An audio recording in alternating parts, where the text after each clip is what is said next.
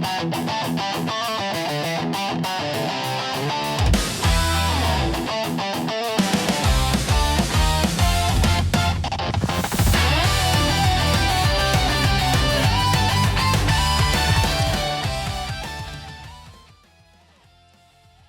I guess this is the new cover now. So the curse is active. Or the curse is non-existent. Who knows? I have no idea. Hey everyone, Cortes, and I'm a critic, and welcome back. We're continuing our 2026 NFL Draft recap, and we're concluding the NFC North as a team we're now discussing is the team that we all thought was going to be okay. Did they overachieve? Probably so. Some of the rookies looking promising, and coaching does matter, especially when it comes to young men, when it comes to this league. So today we are going to be talking about say it with me, the division champion Chicago Bears, as they are, well, they have to understand what it's like to be division winners, what it's like to win a playoff game, what it's like to realize that you're getting players later. You got to start making decisions. You'll be fine. But you did do something that was surprising. Let's talk about the Bears draft.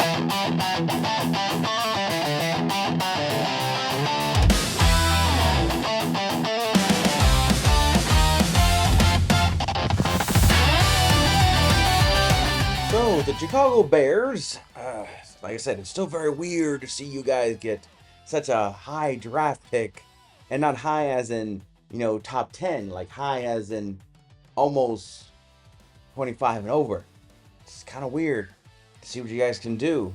And you made some changes. You did make some trades. DJ Moore's no longer gone. Roma Doomsday and Caleb Williams, we got some things there. So I guess for the biggest thing for Chicago, the question would be what to address.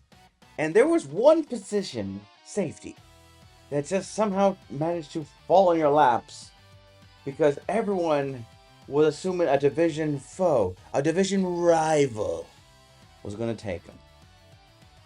But he didn't. He fell right in your lap. So, with the 25th overall pick in the 2026 NFL Draft, the Chicago Bears selected Dylan Thiemann, safety, Oregon.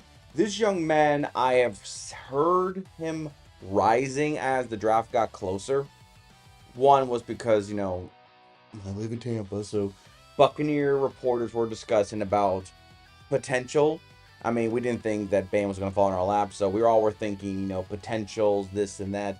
But this young man's draft status just kept shifting, and starting to start seeing this guy, and then you realize, wow, how come I don't really know much about him? How much did I know? And then you start researching, and then you start evaluating, and you realize that this guy just had all the perfect intangibles, which is why a lot of us thought he was going to be the Harrison Smith replacement for the Minnesota Vikings. The Vikings got Harrison Smith out of Notre Dame. He was a very lanky, aggressive, physical, smart, all the intangibles you want. And it's like his doppelganger was right there in Oregon. So you just kind of felt like the stars aligned. It was going to go to the Vikings. And then Chicago was like, well, you're not going to take that. I will. And Chicago took him. And I'm really happy for Chicago, but I kind of really feel more sad for the Vikings because I felt like that was your replacement. And the Bears got him. The Bears that won the division last year. So that's where I felt it's heartbreaking for the Viking fans out there because I'm sure people are thinking Caleb Banks, oh boy. But Chicago, you got a major home run hit. And what's sad about teams that are lower in divisions that you cannot let the division foes keep getting high caliber players, especially high caliber players that become a point of need. One of the top needs of the Bears going into the draft was safety. And then defensive tackle, edge, center, and wide receiver. So to me, this was like stars aligned Chicago there. And I believe he's a day one starter. I think everyone knows he's a day one starter. The question was be, how quickly does he get involved and how quickly does he understand the scheme of the defense.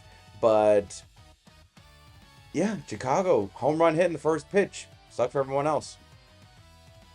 Then we go to the second round with the 57th pick. With the 57th overall pick in the 2026 NFL Draft, the Chicago Bears selected Logan Jones, center, Iowa.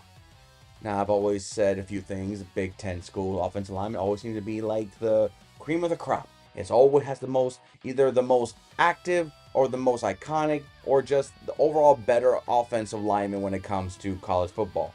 It's a factory. Now, when it comes to centers, usually if a team needs a center, it's a center.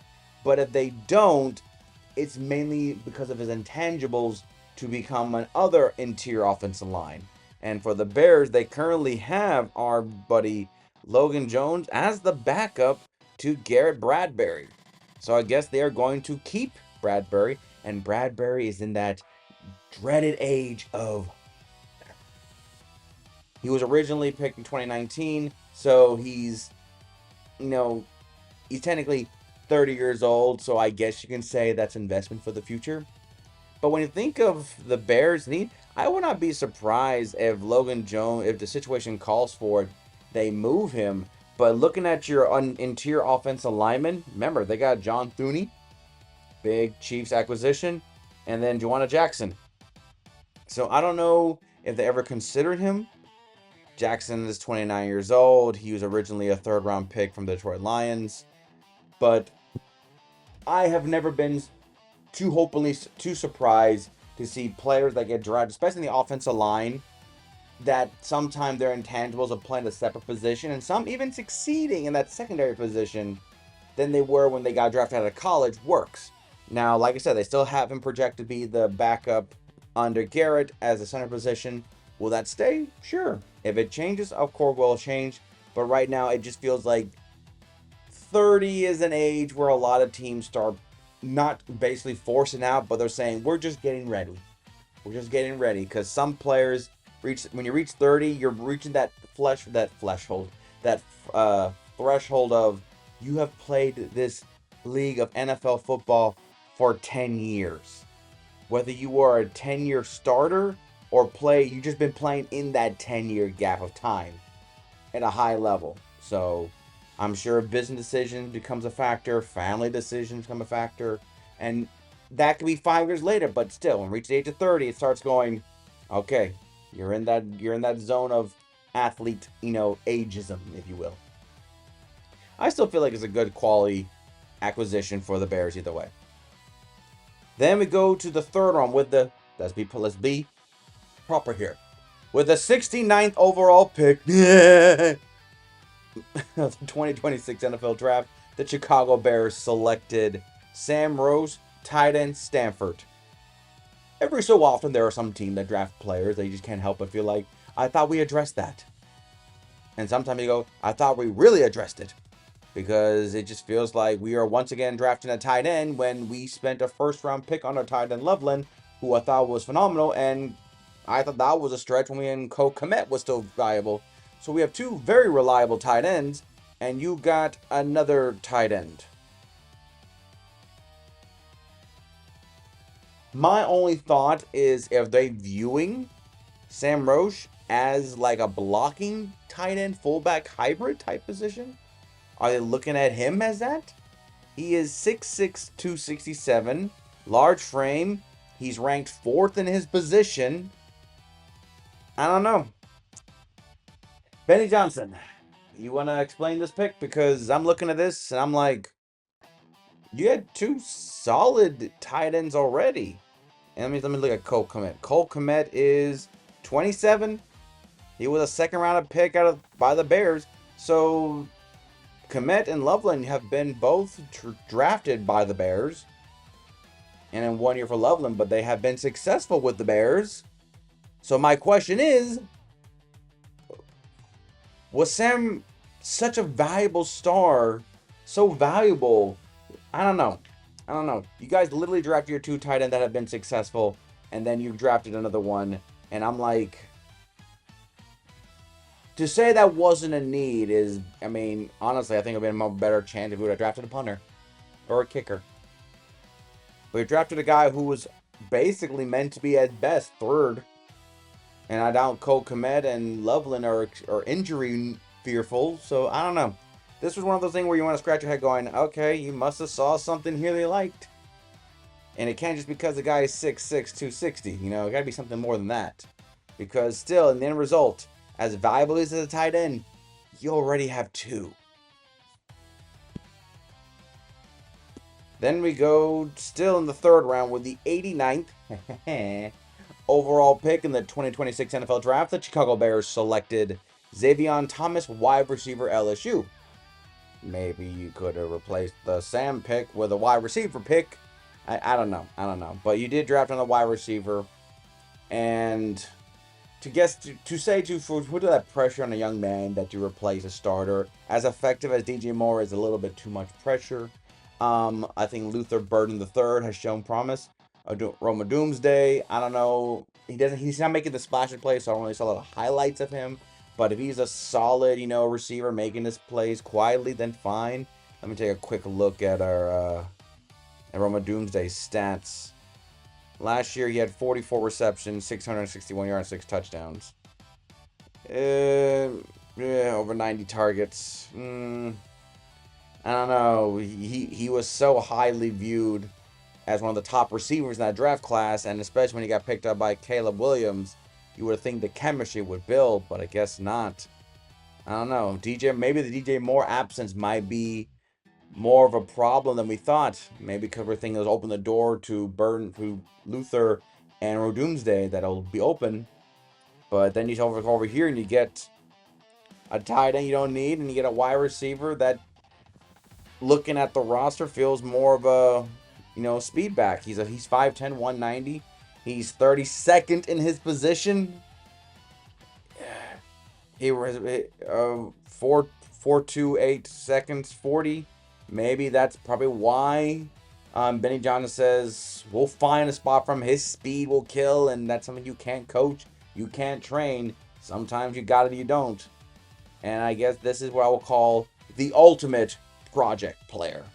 Because if his speed works, then Benny Johnson has a home run hitter that he can check down on a 2-yard screen and take it to the house. We'll see, but I'll give the credit to Benny Johnson. He's an offensive coordinator. He knows how to deal with it. But 2 question marks of positions that I just feel like, Then we go to the 4th round with the 124th pick in the 2026 NFL Draft. The Chicago Bears selected Malik Muhammad, corner out of Texas. I'm surprised Muhammad dropped so low. He's top 10 in his position class. Let me look here. Coverage film is not extremely flashy, but he's reliable corner. Okay, so maybe that's what it was. He's still top 10 as a corner in his position, which anything top 10 is always good. It's always good, unless you're a top 10 worst list, and that's a worse top 10. But most likely when you hear top 10, it's a more positive spin. So if you're top 10 as a linebacker, top 10 as a kicker, top 10 as a quarterback, top 10 whatever, I think you can safely say that you're one of the better ones, especially among your peers. So to me, that's fine. For Muhammad, looking at the Bears secondary side, I mean, they currently have him as a right corner side behind Stevenson. So I don't know. Feel like a very solid attribute. He's reliable. He's not going to splash his plays, but sometimes in this league, just perfecting fundamentals is enough to get you a roster spot. So if he's a solid tackler, good on special teams, he'll make his spot. End of the season goes on, maybe he'll get in the rotation. But I think Muhammad is probably a better corner than he was being drafted at 124. I think maybe for whatever reason he dropped, but maybe Muhammad is just a diamond in the rough that the Bears managed to pick up. And also, corner wasn't really one of the need, but sometimes talent is talent, regardless of. And maybe they look at Muhammad and special teams first, and then defensive scheme second. Then we go to the 5th round with the 166th pick in the 2026 NFL Draft. The Chicago Bears selected Keyshawn Elliott, linebacker, Arizona State. Go Sun Devils. So, he dressed the linebacker. Was a linebacker a problem for the Bears? Really? I mean, they got the they got Devin Bush, which I feel like that could potentially be a career redemption for the young man in his journey. TJ Edwards, DeMarco Jackson, not a lot of, you know, well-known, recognizable name beyond the community and the franchise themselves. I feel like the Bears' greatest strength is definitely their secondary, then probably followed by the defensive line. Linebacker might be the third. Elliott is currently viewed as a third stringer in the middle linebacker behind Noah Swellen and TJ Edwards. Valuable asset development for the future. Not going to say anything wrong about it. I mean, the linebacking core for the Bears, unless you are a diehard Bears fan, most of us on the outside just go, no one really stands out. Devin Bush stands out because he had a journey of a career for the young man, and to see him really matured his way up to get back to that position that he was a top 10 pick out of Pittsburgh back in 2019. So to see him being value, and now he went from his journey to now, that to me is something to be proud of. Give the gentleman a gold star on that. And we'll see. Not saying that he's going to go back to his top 10 draft overall pick grade, but if he's still reliable and not becoming a hindrance to the problem, then I feel like that's a good redemption story. That's something we should be proud of and not just view it to quarterbacks. Then we conclude the Bears draft class with the 6th round with a 213th pick in the 2026 NFL draft. The Chicago Bears selected Jordan Van Deen Burge, defensive tackle, Georgia Tech. I seen this man because I watch a lot of ACC football, not by choice, just because sometimes ACC games are better. I happen to watch that during that time slot. This was a guy that I feel like he fits, grab grass, nose to the football. This guy, he is 6'3", 300 pounds. I feel like he plays faster than his weight. I feel like he brings his lunch pail to work and just does his job. And I'm really quite surprised yes, he may not look statistically, but I feel like he's so raw. He's so raw that if you just tweak it here, clean it up there, it'll work. It'll work. I would be surprised this guy is a steal for the Bears. I will not be surprised if he's a steal for the Bears when they're looking forward. Yes, he was a 6th round pick. Yes, he's not the high ranking, but I've seen this guy play, and I'm trusting his ability on the field through the highlights of the game footage versus any intangibles of combine stats. He is definitely a raw specimen, but I can't help but feel like the potential is a lot higher for a later round pick than most, especially someone on the defensive line side. So that is the Bears' whole draft class.